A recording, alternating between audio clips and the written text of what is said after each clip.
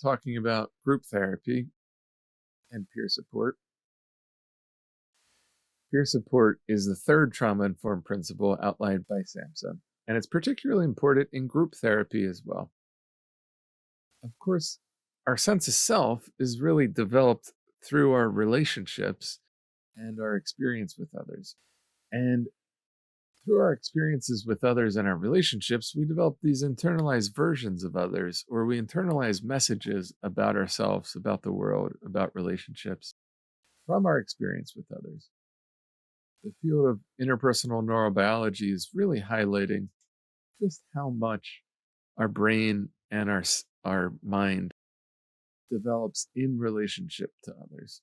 So when a trauma survivor sees themselves mirrored and respected and valued in the eyes of others and in group therapy, it can almost reawaken a part of the self or help a trauma survivor reclaim a part of themselves that's been denied or amputated to try to distance from the trauma, to distance from the pain, or the part of self that's carrying the pain or the burden or the trauma.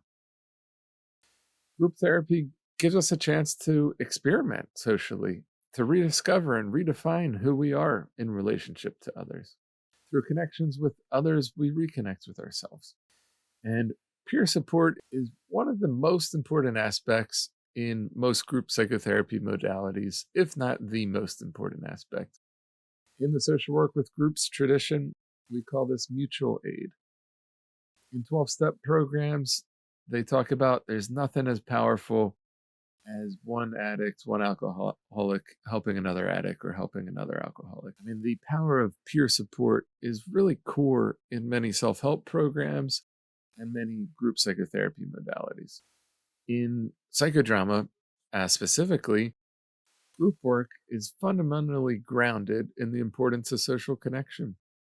It offers group members an opportunity to practice social skills and experiment socially, to learn in action from the role modeling of the leader and the other participants, to renegotiate those core attachment styles that are developed in childhood. This sense of group belongingness that is cultivated in a cohesive group is a remedy for isolation. In many ways, group work is more powerful and more potent in this regard than individual work ever could be.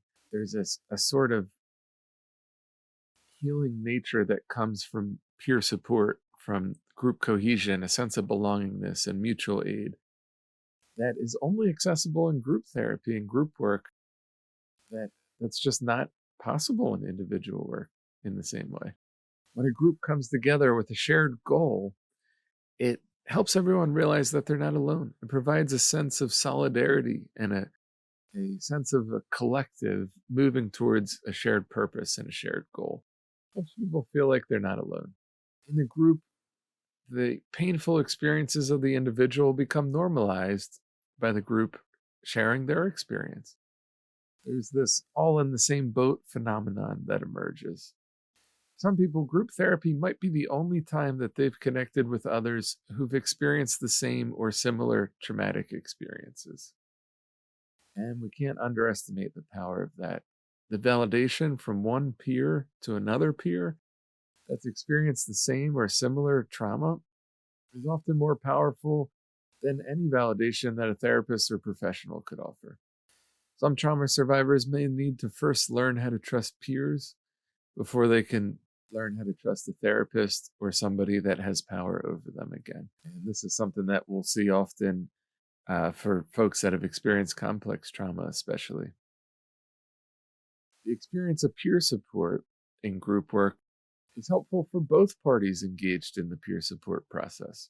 The person receiving the support gets to receive help, care, empathy, new insight and perspective, new practical suggestions, new information, and support. The person offering the support leaves the interaction with a sense of pride that they were able to help someone else, a sense of value in themselves and their past experience, a sense of competence in their ability or self-efficacy in their ability to help others, empowerment, maybe even a sense of post-traumatic growth, enhanced respect for themselves and self-esteem. Mutual aid and peer support promotes role versatility in that participants in a group learn how to shift between being in a role of providing help and being in the role of receiving help.